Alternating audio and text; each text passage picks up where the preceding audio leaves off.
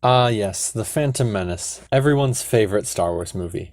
Love it or hate it, the amount of detail and care poured into it in every other Star Wars movie is just phenomenal, and there's always more to find when you look for it.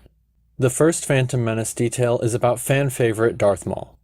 I'm honestly not sure if this was carried over into the Clone Wars or Rebels, but at least in The Phantom Menace, Maul almost never blinks. He's always deeply focused on the mission, only blinking 3 times in the entire film, all at the end of the movie. He blinks once when Obi-Wan cuts his lightsaber in half, once when Obi-Wan cuts him in half, and once when he realizes that he was just cut in half. Other than that final battle, his gaze is piercing and relentless. The real reason for this behind the scenes was that the yellow eye contacts worn with the costume were too uncomfortable, making it difficult and unwise to blink in them. But story-wise, it works really well for the character too, because those few times he does blink are the few times he's genuinely surprised and stops focusing on the mission for a moment. He's confident, focused, and unrelenting, until he meets the surprise of Obi-Wan's resistance, which becomes his undoing. But that's not the only Darth Maul related detail in The Phantom Menace. One of the Sith Lord's probe droids can be seen performing its spy duties in the background of another scene, finding Qui-Gon and listening in on his conversation with Watto just after the pod race. This is how Maul is able to track them and catch up in time to attack Qui-Gon soon after. But the probe droids are not the only ones worth paying attention to though, because The Phantom Menace has a big focus on battle droids, with plenty of details for them as well. For example, in the battle for Theed Palace on Naboo at the end of the movie, a battle droid can be seen tripping over his fallen comrade. The poor droid just tried to follow his programming, but sometimes life knocks you down. That is, of course, unless you're the battle droid from Hidden Detail number 4. Among the ranks of mindless droids fighting the Gungan army, one hero stands above the rest, literally. When Jar Jar is doing his usual antics riding an AAT tank's turret, you can see something majestic in the background. A single battle droid standing on the outside of a tank and riding around the battlefield having the time of his life. What a cool droid. Now, the droid army may have been defeated in that battle, but the war was only beginning. And how better to portray that than using John Williams' incredible talents? That's right, the celebration music from the end of The Phantom Menace is not what it seems. Sure, it's fun and lighthearted with a literal choir of children and Gungan marching band, but it also happens to be Emperor Palpatine's theme music from Return of the Jedi. Seriously, they're the same song, perfectly setting up Palpatine's rise to power as he was the only true winner of the war on Naboo. I'll leave a link to my comparison video in the description so you can go listen for yourself after this video, but stay with me now because I need your help on the last hidden detail. As a bonus detail, this is one more thing that I noticed and thought that there's probably some great significance to it, but I just couldn't decide on what exactly it is. That detail being Queen Amidala's outfits at the end of the movie. Queen Amidala is known for her extensive wardrobe and interesting symbolism, and she changes her look many times throughout the movie for different situations. But at the end of the film, after everything's done, she reuses 2 specific dresses for 2 specific events. The first is her purple dress at Qui-Gon's funeral, which she also wore when returning to Naboo. You could say that it's probably just the one dress she took back home with her after leaving Coruscant, except that she also does this with a different outfit as well. Originally worn when talking to Palpatine about wanting to go home to defend her people, Amidala also wears this same black outfit when finally arresting Newt Gunray. I'm not exactly sure what these details imply by the connections, but it feels to me like there's some deep meaning there. I leave it open to you. Let me know your theories in the comments, and of course, point out any other details from The Phantom Menace that I didn't cover. Attack of the Clones has a mixed reputation with Star Wars fans, but it's undeniable that a lot of work and care went into its creation. George Lucas always includes many fantastic details in Star Wars, whether it's visual cues, story foreshadowing, or just the small moments to connect the saga together. Our first detail is on Coruscant. At the start of the movie, Obi-Wan recklessly jumps out of Padme's window to chase the droid trying to assassinate her, smashing through the glass. In a later scene, as the establishing shot for Padme's apartment, we get to see a repair droid fixing the outside window. It's just a great way to maintain continuity and build the world even more when the detail just isn't necessary. But speaking about droids, Attack of the Clones has a lot of foreshadowing, and it may be the Star Wars film with the most foreshadowing of them all, as it sets up the Clone Wars, Revenge of the Sith, and the original trilogy. Most of these moments are obvious, like Anakin's fall toward the dark side, but our second detail here is Anakin's hand. Anakin's hand is cut off by Count Dooku in the final battle, and then replaced with a bionic arm, similar to Luke's from The Empire Strikes Back. But the interesting detail here is that when Anakin is fighting his way through the battle droid factory earlier in the movie, at one point his arm is trapped in the metal casing of a super battle droid arm, foreshadowing how soon after this battle Anakin's own arm would be replaced with a similar robotic one for real. Now, our third hidden detail is a small one, but worth pointing out as a great example of the subtle world building that goes into every Star Wars movie. In Star Wars, there's always more to discover, especially in the art design, such as Watto on Tatooine. In The Phantom Menace, when we meet Watto, he's a gruff salesman with a rough appearance. If you look closely, you'll even notice he's missing half a tooth. But then when Anakin reunites with him 10 years later, what's that? Watto's necklace has his old tooth for good luck. Or someone else's tooth. Either way, it's a unique example of how Star Wars shows character through even very small details. Also, Watto is a weirdo, but because this channel is for deep dives, let's read into this too much. Watto keeping his old tooth as a necklace for more than 10 years could very well be seen as a sign that under the gruff exterior he's a very nostalgic person who feels strong attachments, even to weird small things from his life. Obviously, this never fully extended to Anakin's family, but it could be that strange sentimentality that gets him so excited when Anakin returns to his shop. Lanny? Hey, Lanny?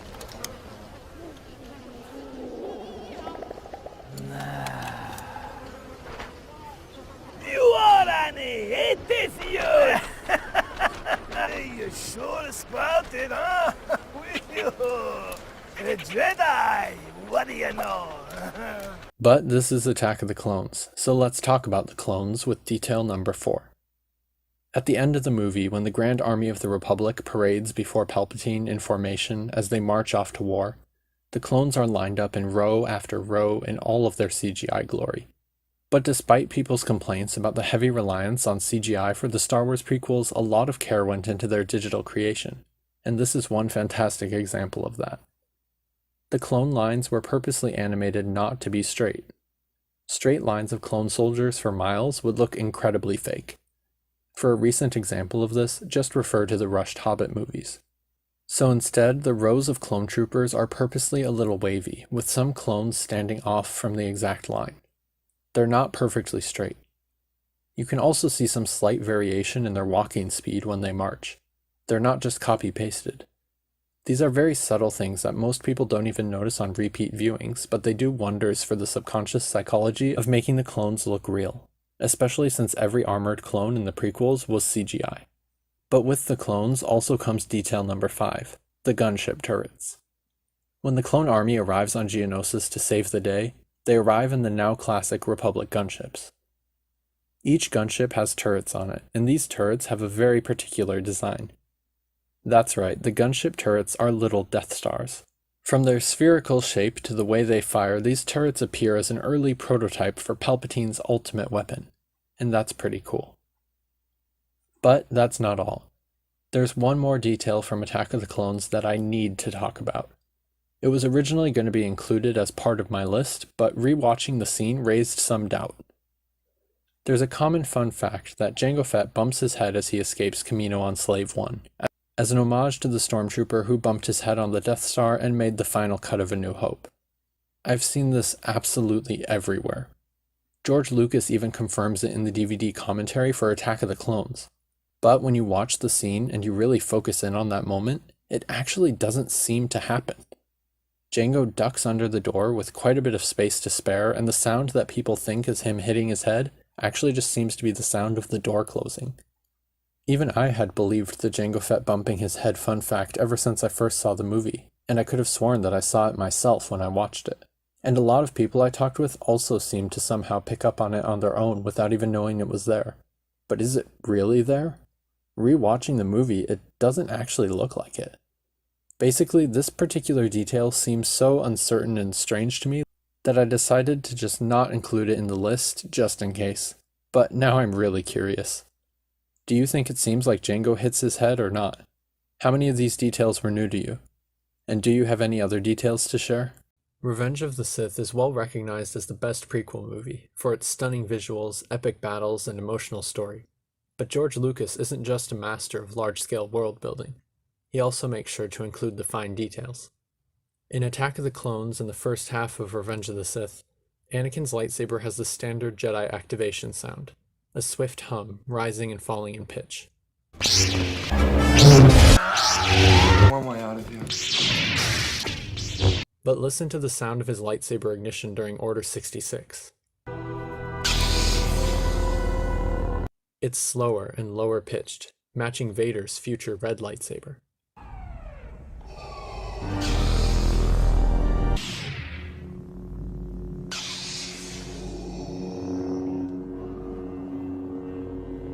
Let's watch the comparison again.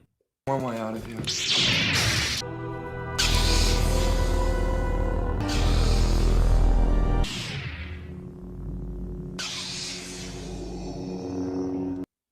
It's a cool detail, showing Anakin's state of mind through only the sound of his lightsaber. The younglings are the only Jedi in the films to call him Master. Sure, we have Ahsoka in the expanded universe, but when it comes to just the films, we see Anakin spend the entire movie desperately trying to achieve the rank of Master. For his own ego, and also so he can access the Jedi's most secret knowledge in the hopes that it will save Padme. But ironically, his focus on respect from those above him makes him end up losing those below him, who he neglected to care for. You are on this council, but we do not grant you the rank of Master. What? Master Skywalker, there are too many of them. What are we going to do?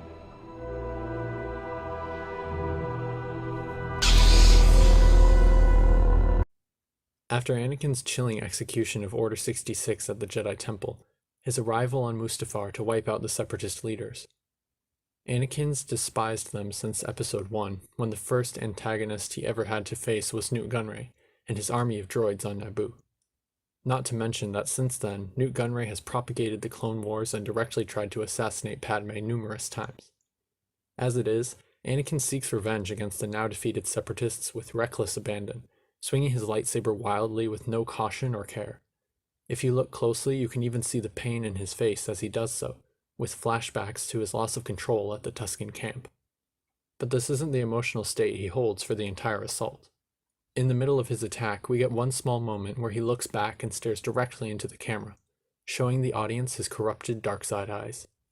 But in the actual scene, there's obviously no camera there. So what's he looking at? Well, Anakin's not just breaking the fourth wall here. There's a reason he looks back with such intensity.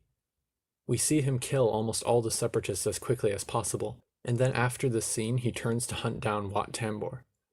At that point, we can only speculate on what he was looking back to, but in the next scene it's confirmed that the only remaining Separatist leader, the only person left behind him, was Nute Gunray himself. The dark detail here is that Anakin purposely saves Nute Gunray for last, to build as much fear and suffering for him as possible, as revenge for how he was the main threat to Padme all those years. Then, when Anakin finally faces Nute Gunray, he doesn't slash wildly, as he did for the rest. He stares him down for a solid 8 seconds of intimidation, makes him beg for his life, and then coldly slices through him in a controlled way. It's a small detail of the scene, but it really shows the difference between Anakin's uncontrolled pain versus Vader's cold and calculating vengeance. But Anakin's not the only one with dark moments in Revenge of the Sith. Obi-Wan's high ground attack was actually his second try. Moments before, when the former friends were battling on the droids over the lava river, Anakin tries a similar flipping move. He leaps from his droid over Obi-Wan's head, and Obi-Wan slashes for his legs, just barely missing. Later in the battle, when Obi-Wan says, "Don't try it!" he's warning Anakin that the move may have worked the first time, but Obi-Wan is ready for it now. He'd already seen the trick once, and he had practiced attempting it. As we all know, Obi-Wan wouldn't miss the second time. But there's also something poignant about the fact that Obi-Wan continuously aims to cut off Anakin's legs, rather than killing him outright. It's a small detail that speaks volumes of Obi-Wan's feelings about the duel and his expertise as a Jedi Master. Looking from the aerial shot, we can see that the hospital where Anakin is turned into his more menacing form from the original trilogy displays the Imperial insignia on the floor, a darkly subtle nod to where things would go from here. Being a spin-off movie made after the original Star Wars saga, Rogue One is packed with great details and references. Some are obvious and built into the story, like Mon Mothma and Bail Organa, but hopefully one of the 5 I point out to you now was subtle enough that it's new to you. Our first detail is the appearance of that famous ship from Star Wars Rebels, none other than the Ghost itself.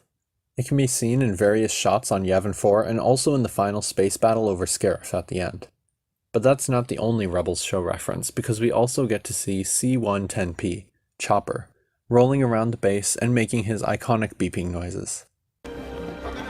Senator! Senator! For our third detail, we have the origin of Luke Skywalker's position in the Rebel fleet. During the Battle of Scarif, the X-Wing pilot with Luke's call sign is destroyed by TIE fighters as he tries to take down the planetary shield, leaving room for Luke to take his place in A New Hope. Stick close, Red 5. Where are you going? They're all over me. I'm trying to lose them. Red 5. I need help. All wings report in. Red 10 standing by. Red 7 standing by. Red 5 standing by.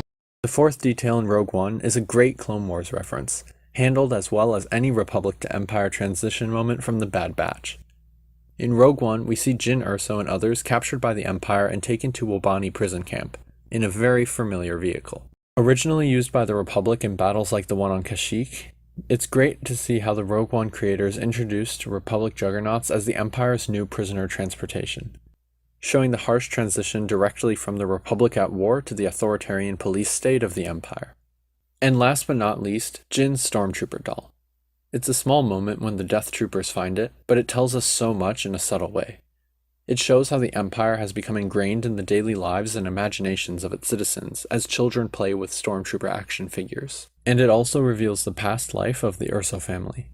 You can immediately feel their old life working with the Empire and imagine the young Jyn Erso happily playing with and taking comfort from a Stormtrooper doll given to her by her parents or their Imperial colleagues.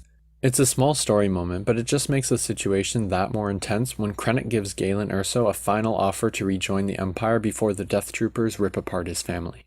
I highly recommend reading the books Catalyst and Rogue One, as they're really well written and they expand the great story a lot more with other fantastic details and character moments. But for now, let me know in the comments what other Rogue One Easter eggs and details you know. A New Hope may have been the first Star Wars movie ever made, but that didn't stop George Lucas from including many great story details anyway, especially when you consider it with the special editions and combined with the prequels. The first detail here absolutely blew me away when I saw it for the first time. It's a fantastic blink and you miss it moment when the Death Star fires on Alderaan. It can barely even be seen at normal speed, but if you slow it down slightly or watch very carefully, you can see the Death Star blast diffracting around Alderaan's planetary shield before finally destroying the planet. It's this amazing attention to world building and detail that makes Star Wars great, even when people don't notice it. But that's not the only Death Star explosion with hidden details that make the story feel real. When Luke shoots his torpedoes at the Death Star exhaust port, you can actually see scorch marks from where the other pilot missed his shot earlier in the fight. It's away!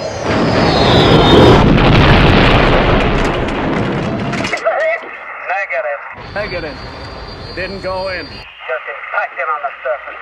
And our third hidden detail is another on ships, but this one's not just an X-Wing or the Death Star.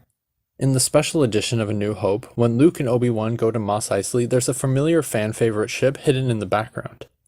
Dash Rendar's ship, the Outrider, can be seen taking off from the spaceport in a nod to the smuggler from the expanded universe Shadows of the Empire video game. But beyond the fun and Easter eggs, there are some great subtle moments with Ben Kenobi as well. One of the best being the last thing that he sees in A New Hope before being struck down is Luke and Leia reunited, giving him the hope that he's started off something larger than himself. It also connects well to the ending of Revenge of the Sith, when he sees them together as babies before taking Luke to Tatooine. It's nice that Obi-Wan gets to see the twins finally reunited before his death. But as old Ben, Obi-Wan didn't exactly tell the truth to Luke about everything. He was, however, careful not to lie. Something a lot of people make fun of the prequels for is how much time Obi-Wan spends with R2-D2 and R4-P17, given his line in A New Hope. Well then, the droid does belong to you. Don't seem to remember ever owning a droid. But this actually fits in with the prequels as a subtle way to leave out important info. in the way that Obi-Wan did with info on Anakin, for example.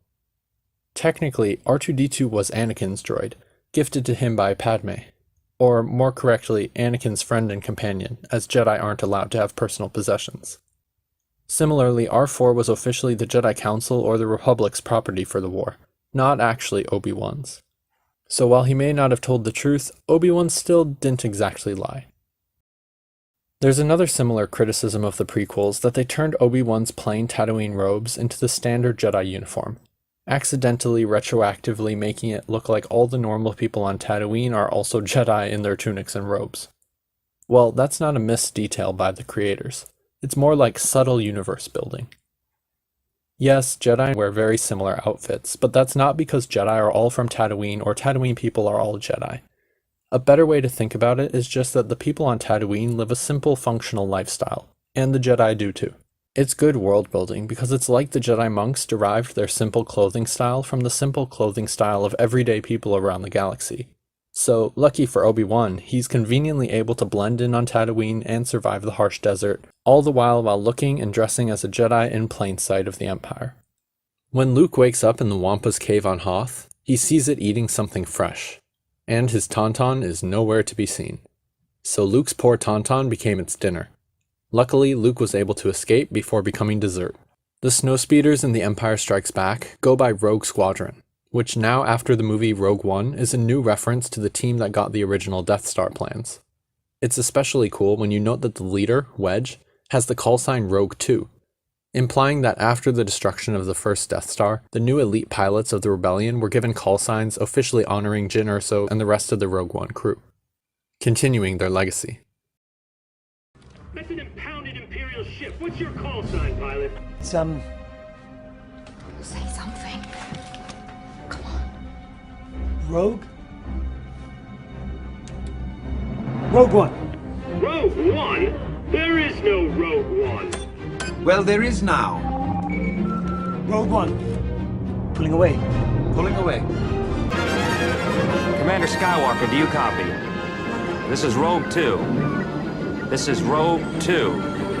When Han places a hand over C-3PO's mouth, the droid suddenly gets quiet.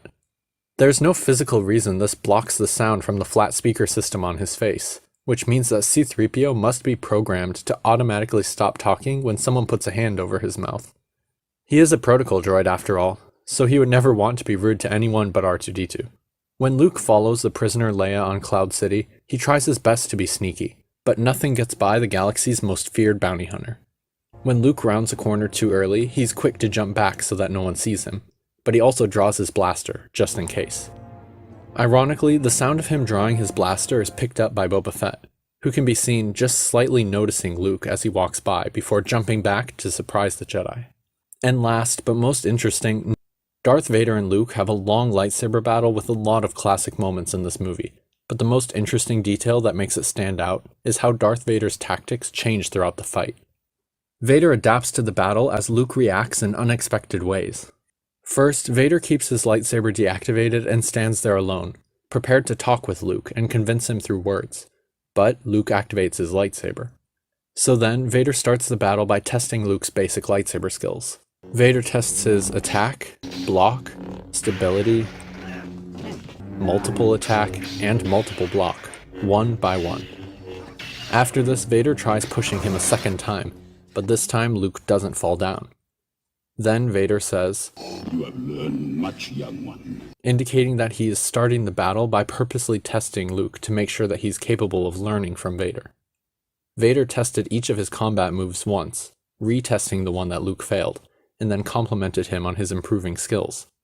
At this point, Vader pushes Luke into the carbon freezing chamber to capture him, but then he's surprised when Luke force jumps out, so he changes tactics again.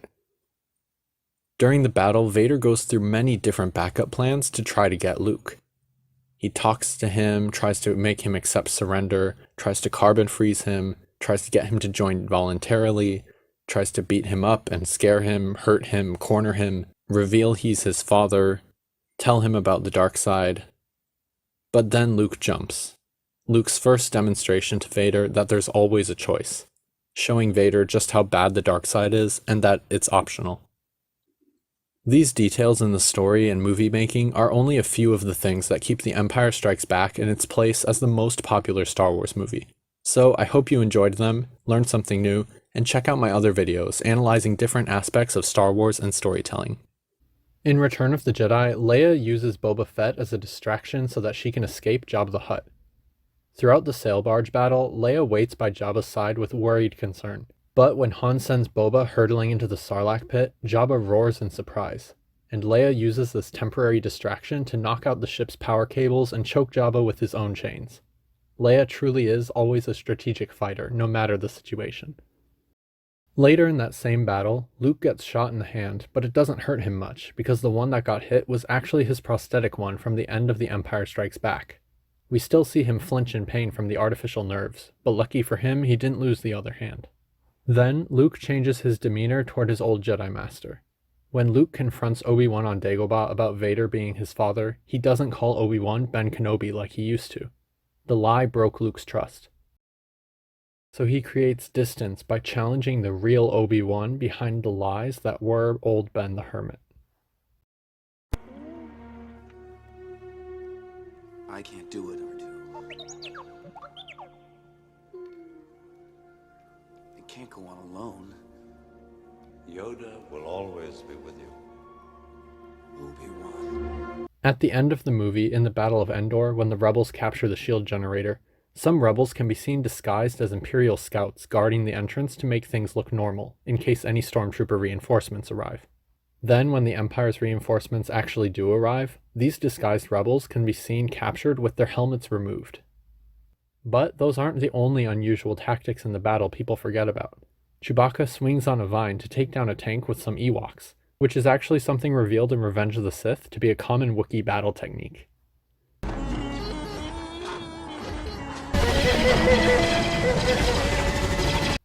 And last but not least, but actually the most important, is the subtle way that Luke accidentally saves Darth Vader at the end.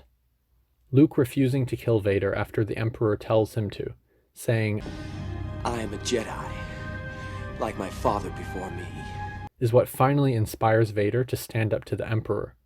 And this has a lot deeper meaning with the added context of Revenge of the Sith. Luke cuts off Vader's hand just like Anakin did to Dooku. Luke is ready to kill Vader, just like Anakin was with Dooku. Palpatine gives the command to execute, just like he did before. Your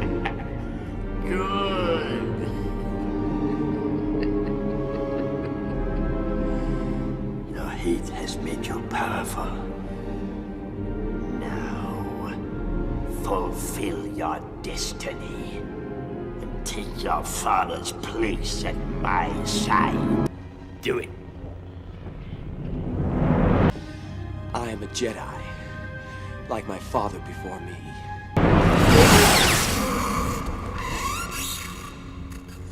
And they both had motivation. Vader and Dooku had both cut off the Skywalker's hand. Both had started major civil wars that ripped apart the Skywalker's lives. But while Anakin gave in to his rage and decapitated Count Dooku for revenge, Luke refused. And not only did Luke refuse the order, he refuses the order specifically by saying, I am a Jedi, like my father before me. Luke gets his inspiration to be better than Anakin by imagining the man that Anakin should have been. The man that Anakin never was. This is what pushes Vader over the edge to finally stand up for himself against the Emperor. Vader finally felt that need to become the man that his son always thought he was. He knew that he needed to be Anakin Skywalker again. The best version of Anakin Skywalker. One last time. Possession is forbidden. Compassion, which I would define as unconditional love, is central to a Jedi's life. So you might say that we are encouraged to love. You're coming with me. I'll not leave you here. I've got to save you. You already have. Luke. You were right. You were right about me. So, which of these details surprised you most? Did I miss any others? Let me know in the comments, and if you liked this video, go check out my others on hidden details and more story analysis. Thanks for watching.